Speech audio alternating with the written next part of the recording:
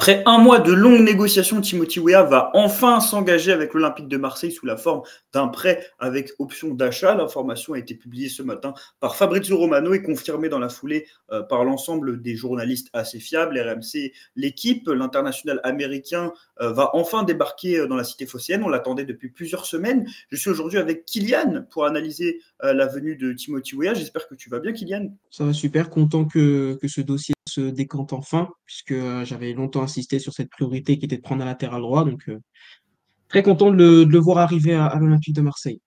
Ouais, on va justement analyser son profil à Timothy Weah parce que comme tu en parles, c'est un latéral droit. Bon, il a été reconverti à ce poste au cours des dernières saisons. Donc c'est vrai que c'est assez surprenant pour certains supporters de savoir que l'OM va poser 14 millions d'euros sur un joueur dont on ne sait même pas en réalité s'il va être titulaire ou non, en sachant qu'on a déjà Amir Murillo, dont le poste de latéral droit n'est pas son poste initial parce que Timothy Weah en France, on l'a surtout connu à un poste plus avancé d'ailier, voire de numéro 9. Donc encore une fois, n'hésitez pas à vous abonner, à liker la vidéo pour ne rien manquer de l'analyse de l'actualité de l'Olympique de Marseille. Nos vidéos sont désormais disponibles en podcast sur Spotify, donc n'hésitez pas également à vous abonner à notre podcast sur Spotify pour pouvoir les écouter. Et puis on peut donc commencer avec une présentation un peu portrait robot de Timothy Weah. Kylian, toi tu te rappelles quoi de Timothy Weah lorsqu'il était en France? Bah, je me rappelle de lui d'un joueur quand même assez polyvalent, capable de jouer sur plusieurs postes. On l'a vu en tant que latéral droit, on l'a vu en tant que ailier aussi sur les côtés, en tant qu'ailier droit, ailier gauche. Il a aussi démarrer sa formation en tant que numéro 9, Ouais. il me semble. Donc voilà, donc c'est un joueur quand même qui est capable de jouer quand même sur plusieurs postes. Dans le profil, je trouve que c'est quand même un très très bon contre-attaquant. Voilà, c'est quand même un joueur qui, je trouve, est peut-être un petit peu plus à l'aise dans un rôle de piston qu'un rôle vraiment de latéral plus classique.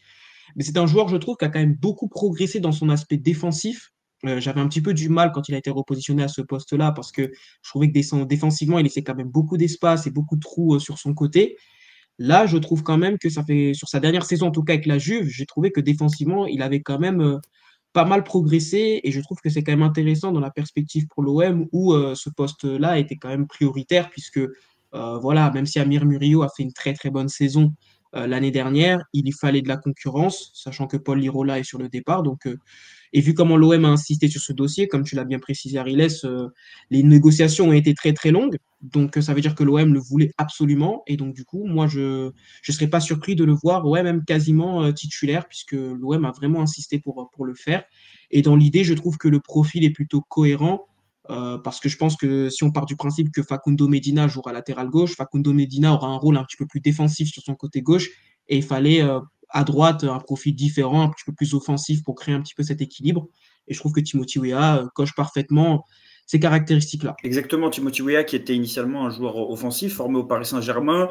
Il est né aux États-Unis, fils du Ballon d'Or 1995, Georges Weah. Aujourd'hui, il a 25 ans, il est né en 2000. Timothy Weah, nationalité sportive américaine, mais il possède également la nationalité française, libérienne et jamaïcaine. Donc, pas de problème au niveau des postes extra-communautaires. Évalué aujourd'hui à 17 millions d'euros, on parlera du prix parce que c'est ce qui fait un peu polémique au niveau du deal, enfin polémique, ce qui fait un peu parler, est-ce que l'OM l'a surpayé ou pas, on en parlera tout à l'heure. Timothy Weah qui a commencé aux États-Unis, du côté des New York Red Bull, avant d'être formé au Paris Saint-Germain, où il a évolué de 2016 à 2019. Il a été prêté un temps du côté du Celtic Glasgow sur la deuxième partie de saison 2018-2019, avant d'être transféré au LOSC, où du coup il a passé 4 saisons avant d'être transféré à la Juventus. Champion de France avec le LOSC notamment. Il me semble que la première année a été assez compliquée pour lui chez les Dogs, et elle avait été marquée par pas mal de blessures. Bon, aujourd'hui, Timothy Weah, on le retrouve en Italie. C'est un joueur qui connaît bien la Ligue 1. Du côté de la Juventus, c'est ça qui est assez surprenant, c'est qu'il a quand même réussi à faire son petit parcours. Déjà sur la saison passée, il culmine 2341 minutes de jeu. Kylian, un des premiers points qu'on a souligné pour Timothy Weah, on en parlait dans pas mal de vidéos, et je pense que c'est ce qui fait l'avantage de ce joueur et ce qui le démarque par rapport à d'autres joueurs, c'est sa polyvalence. On le voit actuellement sur notre partage, sur les postes auxquels il a joué cette saison. Bon, il a déjà pratiquement joué à tous les postes sur les couloirs, en plus du poste de numéro 9. C'est ça, exactement. C'est un joueur qui est très, très polyvalent. C'est un joueur, en fait, de base qui a été formé en tant qu'attaquant, hein, qui a été formé en tant que numéro 9, il me semble, avant de basculer un peu sur les côtés. Et voilà, et puis après, il a reculé sur le terrain jusqu'à finir latéral droit. Donc, ce qui est quand même très, très intéressant dans la perspective pour l'OM d'une saison longue avec la Ligue 1 et la Ligue des Champions, c'est que tu auras ce genre de joueur dans l'effectif, un genre de joueur couteau suisse qui est capable de jouer à différents postes et de combler certaines absences s'il devait y en avoir, hein, s'il y a des blessures ou suspensions. Donc, c'est pour ça que moi, je suis très, très content d'avoir ce genre de profil au club parce qu'on a vraiment un profil qui est capable de s'adapter à beaucoup, beaucoup de postes. Et dans une saison très très longue comme on va connaître, c'est très très important d'avoir ce genre de profil. Un joueur qui peut donc jouer latéral droit, qui peut être une concurrence à Murillo, voire un titulaire, qui peut être une doublure à Mason Greenwood, qui peut être une doublure, voire je ne sais pas si ça se dit triplure à Aubameyang, Guiri et même à Jonathan Rowe et à Igor Paixão, qui peut même jouer arrière gauche. En plus, dans une perspective où Guiri et Aubameyang partiront à la Mm. CAN, Timothy Weah n'est pas, enfin, Timothy Weah est américain, pardon, donc il sera là pendant le mois de janvier, donc une perspective même de replacer Weah en tant que Exactement. numéro 9 si vraiment il devait y avoir un manque de solution assez criant à ce poste, ce serait aussi une On solution. parle des qualités de Weah, justement, on parle du profil. Est-ce que justement, là, quand on regarde le nombre de positionnements auxquels il peut évoluer, on ne serait pas sur le remplaçant de Luis Enrique? C'est la question que je me pose, moi. Luis Enrique Je qui pense peut également jouer à tous ses postes, il me semble. Franchement, je ne le vois pas tellement comme le remplaçant de Luis Enrique parce que Luis Enrique, pour moi, reste quand même un ailier de formation. Et pour moi, cet ailier de formation, tu l'as déjà acheté en la personne de Igor Paixão. Pour moi, c'était vraiment Paixão, pour moi, qui remplacerait, on va dire, entre guillemets, Luis Enrique en tant que, si on se réfère au poste de formation. Moi, je pense que Timothy Weah est vraiment un joueur qui viendrait plutôt remplacer un Paul Lirola qui sera sûrement poussé vers la sortie et installer une concurrence du coup entre Weah et Murillo. Mais sinon, oui, dans le profil, c'est vrai que Timothy Weah ressemble un petit peu à un Luis Enrique. Luis Enrique était capable de jouer en tant qu'ailier gauche, ailier droit également, et il a été replacé piston par Luis Enrique au cours de la saison, par Roberto De Zerbi, pardon, la saison dernière. Mais je vois plus Timothy Weah remplacer, on va dire numériquement, Paul Lirola qui serait sur le départ pour vraiment installer une concurrence en tant que latéral droit avec Amir Murillo. En tout cas, par rapport à Timothy Weah, pour parler de son positionnement, il a énormément reculé depuis qu'il arrive à la Juventus, hein, passé, on l'a dit, d'un offensif à un latéral droit. C'est Massimiliano Allegri qui l'a tout d'abord reconverti à cette position. Là, on a sa hitmap de la saison qui vient de s'écouler. La Juve a eu deux entraîneurs, Thiago Motta et Igor Tudor. On voit qu'il a un positionnement clairement de latéral offensif sur le côté droit, mais qui peut également le faire sur le poste de latéral gauche. On l'a beaucoup vu au poste de latéral droit avec Thiago Motta, on l'a pas du tout vu avec Igor Tudor qui ne le trouvait pas compatible avec son système de piston. Là, quand on regarde sa hitmap, dans l'idée, donc on est d'accord que c'est pour le poste de Amir Murillo et qu'il n'y a même pas de suspense en soi. Pour moi, il y a absolument aucun suspense et c'est pour ça pour moi qu'il a été recruté. C'est vraiment pour jouer à ce poste-là de latéral droit. Après, moi personnellement, comme je l'avais dit précédemment, je lui trouve vraiment des grosses, grosses qualités de contre-attaquant et je pense que dans un rôle de piston, il serait pas non plus inintéressant. Voilà, parce qu'il est capable de se projeter très, très vite, voilà, d'être à la frappe, d'être au centre, d'être dans les 25 derniers mètres justement pour apporter le danger offensivement. Donc, je trouve qu'en tant que piston, il serait vraiment très, très intéressant parce qu'il a ces qualités offensives. On le sait, c'est un joueur offensif qui a été formé à ces postes-là. Donc, je pense qu'il a encore gardé un petit peu cet instinct d'aller toujours vers l'avant et d'être dans les 25-20 derniers mètres adverses. Donc, moi, je pense qu'en tant que piston, il aurait des vraies, vraies qualités, mais il vient vraiment en tant que latéral droit, puisque dans une perspective où Roberto De Zerbi veut repasser à 4 derrière, Timothy Weah, pour moi, occuperait du coup le flanc droit de cette défense-là en tant que latéral. Justement, si on parle d'animation, parce qu'actuellement on a Amir Murillo au poste de latéral droit. Murillo, lorsqu'il a évolué latéral droit à l'OM, lorsqu'on était dans une défense à 4 et qu'on basculait à 3 en défense, c'était souvent le troisième central. On est d'accord que Weah jouera jamais troisième central avec ballon, ce serait surprenant. Moi, je me posais la question de l'animation, c'est-à-dire que depuis le début de la prépa, ce que Roberto De Zerbi fait, c'est ce qu'il faisait l'année dernière, l'été dernier et en début de saison dernière, c'est-à-dire un 4-2-3-1, voire un 4-3-3 qui se transforme en 3 carré 3. Mais dans un 3 carré 3, en fait, pour moi, Weah, il peut jouer qu'à un seul poste. Et la problématique que je me pose, c'est le positionnement de Greenwood, du coup, qui va en découler. Parce que si on part du principe qu'il anime le couloir à droite, qui est actuellement animé par Mason Greenwood, la question que je me pose, c'est où est-ce que va jouer l'international anglais? L'international anglais, futur international jamaïcain, Moi, normalement. j'avais aussi eu je me suis aussi posé également cette même question. Moi, je pense que en phase offensive, notamment avec ballon, je pense qu'il y aura du coup cette défense à 3 qui va se reformer avec du coup Medina qui va refermer axe, avec du coup Balerdi et du coup le défenseur central qui devrait arriver, avec notamment les rumeurs autour de Ordonez. Et je vois plus du coup Paixão et Weah bloquer du coup les couloirs et être du coup dans un rôle un petit peu de piston. Et donc, du coup, partir de ce moment-là, pour moi, Greenwood se réaxerait axe pour moi. Comme un petit peu, on l'a vu la saison dernière où il a joué en soutien de l'attaquant quasiment une majeure partie de la saison. Et du coup, en phase défensive, on repasserait du coup dans le système classique avec les quatre de derrière, Medina, Balerdi, du coup le défenseur, Ordonez, notamment peut-être en cas d'arrivée, et Timothy Weah. Et donc, du coup, là, à partir de ce moment-là, Paixão et Greenwood retrouveraient leur place d'ailier, comme sur la compo qu'on voit à l'image, en 4-3-3. Donc, je pense que ça devrait se dégoupiller comme ça, à voir comment ça se met en place sur les premiers matchs de championnat. Mais je pense que d'un point de vue tactique, ça devrait partir comme ça. À voir aussi le positionnement de Rabiot, parce que j'en ai beaucoup insisté aussi, mais je pense que le positionnement Rabiot va pour moi être une des problématiques clés pour moi de ce système-là. Mais au niveau de l'animation offensive et défensive, ça devrait se dégoupiller comme je viens de l'expliquer. Exactement, ouais, du coup, avec deux dynamiteurs sur les côtés, en la personne de Paixão et de Weah, je trouve que Weah colle bien à ce poste de joueur qui anime le couloir, en sachant que c'est un joueur qui est vraiment, moi je parle athlétiquement, qu'un joueur vraiment moderne, c'est-à-dire physique, vraie capacité d'accélération. Je pense que c'est une des qualités que j'avais soulignées, moi, c'était son apport par la course. Je trouve que c'est un joueur qui brille lorsqu'il a de l'espace, et c'est là où on va le voir, c'est lorsqu'il va prendre le ballon et qu'il va faire avancer le jeu de plusieurs mètres. Je ne sais pas si c'est un joueur qui fait avancer le jeu par la passe. Oui, il a une certaine qualité de passe, mais techniquement, ça reste un joueur assez limité. C'est quand même un joueur qui a de base une formation de numéro 9, donc on ne va pas l'attendre à avoir des qualités de milieu de terrain.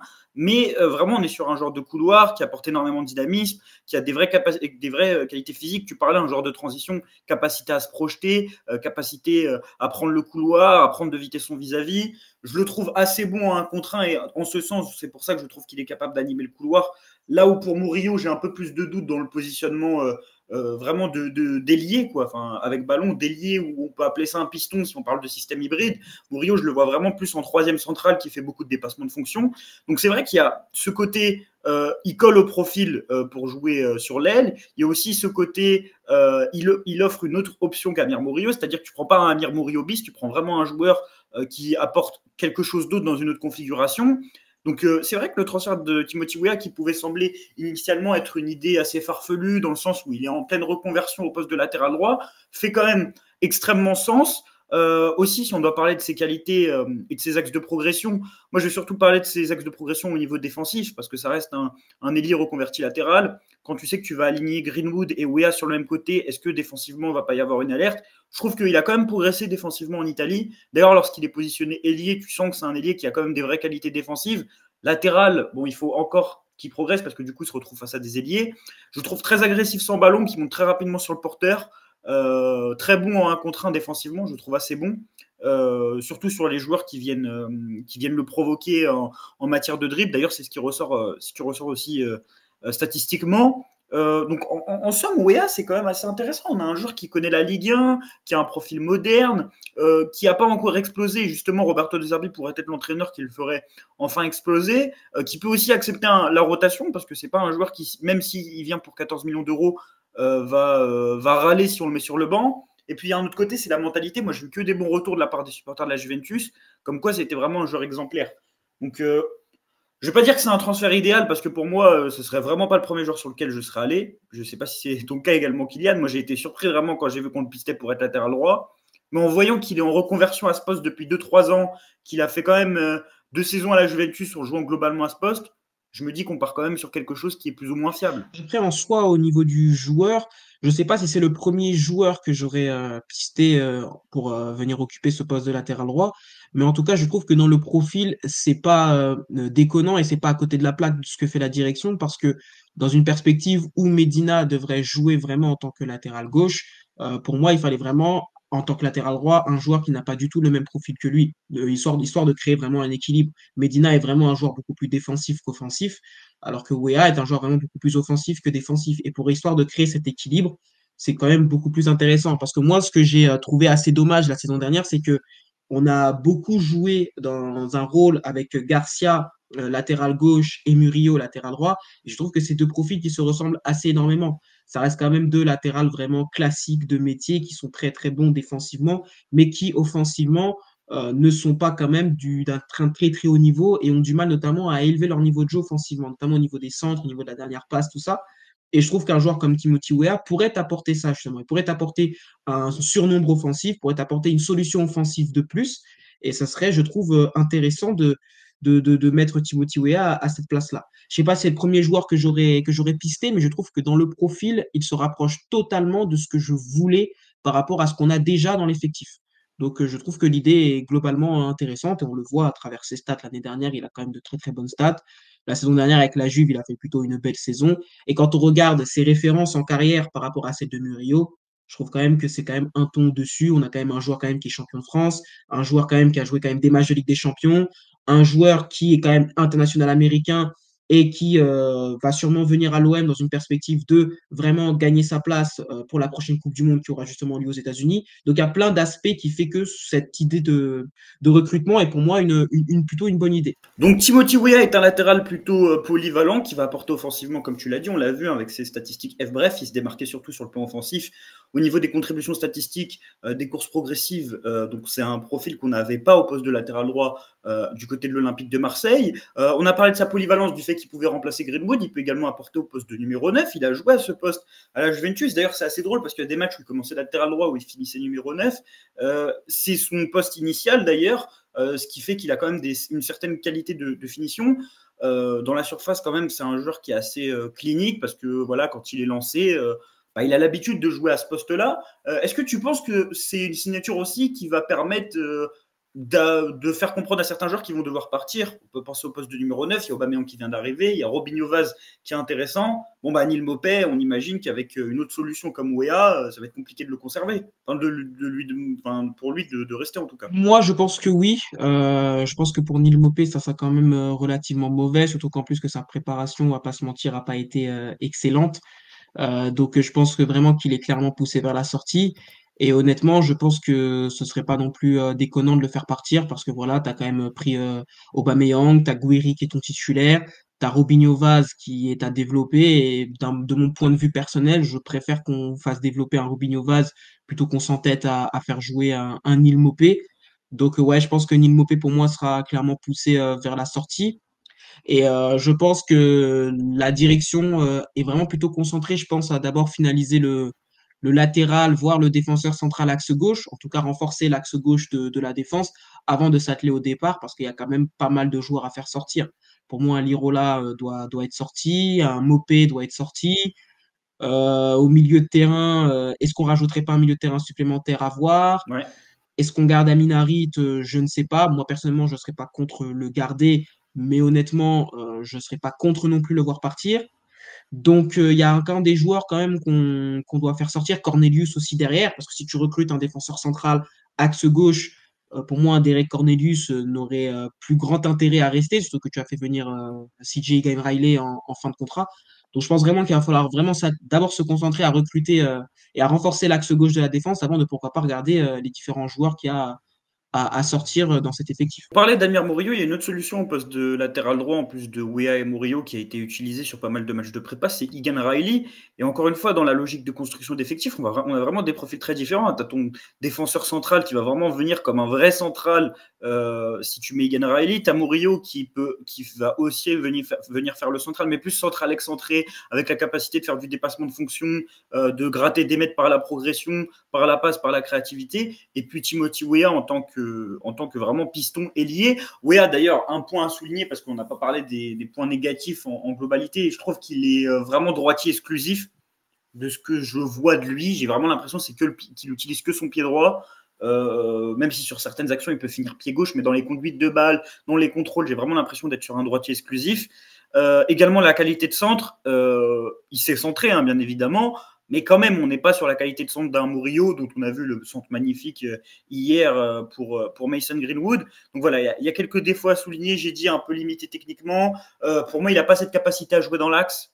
Quand je dis dans l'axe, c'est pas au poste de numéro 9, mais plus, par exemple, pour un latéral, de pouvoir entrer au milieu de terrain, ce que Murillo sait faire, ce que Ulysse Garcia sait faire, ce que Quentin Merlin savait faire. Je pense que même ce que Medina peut faire et ce que Egan Riley peut faire, parce qu'ils ont cette capacité à jouer là, Weah, je trouve qu'on est vraiment sur un genre de couloir. De toute façon, on l'a vu avec Lightmap et on l'a vu avec ses positionnements potentiels.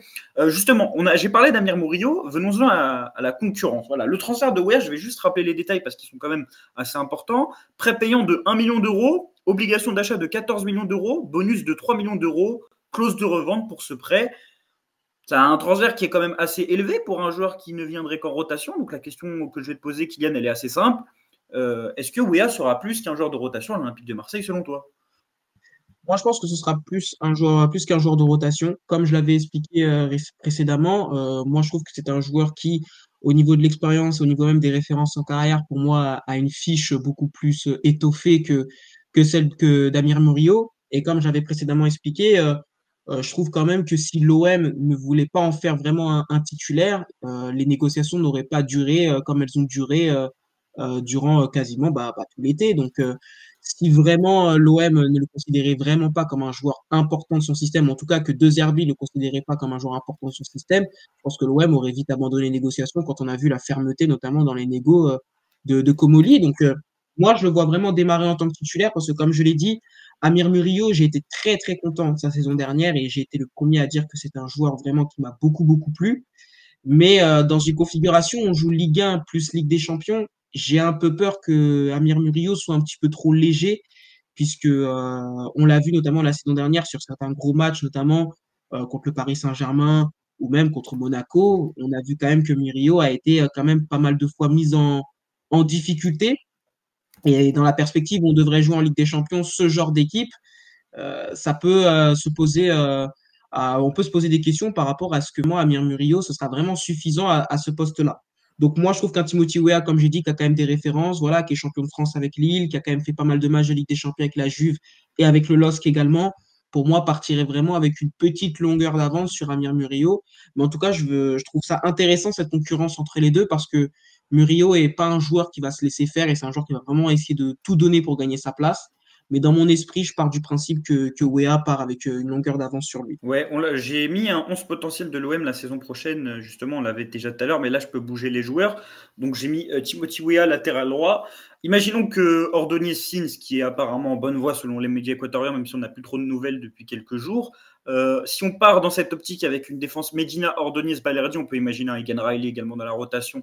Weah, est-ce que pour toi la défense de l'OM a vraiment passé un cap et est-ce que du coup tu juges la signature de Weah dans la continuité de ce cap passé? Est-ce que pour toi, c'est vraiment une recrue fiable et une réussite de recruter Weah au poste de latéral droit pour l'OM? Moi, je pense qu'on a passé un cap défensivement, ça c'est sûr, parce que quand on regarde par rapport à la défense de l'année dernière, alors en fait, moi, ce qui m'a vraiment dérangé la saison dernière au niveau de la défense, c'est pas seulement les profils choisis et les joueurs qu'on avait à disposition, mais pour moi, c'était surtout, en tout cas, la faible quantité de joueurs qu'on avait derrière. Il y avait un moment donné dans la saison, on s'est retrouvé à aligner une défense, Kondogbia, Garcia, je crois Garcia, Kondogbia, Murillo. Enfin, vraiment trois défenseurs qui n'étaient pas des défenseurs centraux de métier. Je crois que c'est le match à Monaco, notamment, où on prend 3-0. On avait aligné Kondogbia, Garcia et Murillo derrière. Donc, on s'est retrouvé vraiment très, très embêté. On a dû énormément bricoler derrière. Et là, je trouve que ce qui est bien, c'est que non seulement tu t'es renforcé aussi en qualité, mais tu t'es renforcé aussi en quantité. Parce que sur le banc, tu as un Igain Riley qui peut rentrer dans cette rotation. Euh, tu as peut-être un Cornelius que tu peux peut-être relancer, à voir s'il va rester, même si moi, je pense qu'il va partir. Donc, ça veut dire quand même que tu as quand même des solutions sur ton banc de touche pour essayer un petit peu d'ajuster au cas où il y aurait des blessures, des suspensions. Et ça, je trouve que c'est plutôt intéressant. Pourquoi pas refaire redescendre Kondogbia en défense centrale, parce que je trouve qu'il a été vraiment intéressant l'année dernière, même si je pense qu'il redevrait être positionné au milieu de terrain. Donc moi, je trouve que ce qui est intéressant derrière, c'est que tu t'es renforcé en qualité, mais aussi en quantité. C'est-à-dire que tu as beaucoup plus de solutions par rapport à l'année dernière. Où l'année dernière, tu n'avais pas beaucoup de solutions à ce poste-là et tu as dû obliger de bricoler pendant quand même une majeure partie de la saison. Donc voilà, donc moi je trouve que c'est plutôt intéressant.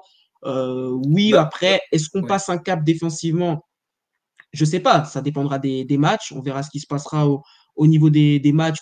C'est là qu'on pourra pleinement juger. Mais en tout cas, sur le papier, au niveau qualité, au niveau quantité, je trouve quand même que c'est largement mieux que la saison dernière. Ça, y a pas, c'est une certitude. Tout à l'heure, Kylian, je disais que Timothy Weah était pour moi le remplaçant de Luis Enrique. En fait, je l'explique surtout par l'animation que je vois Roberto De Zerbi mettre en place.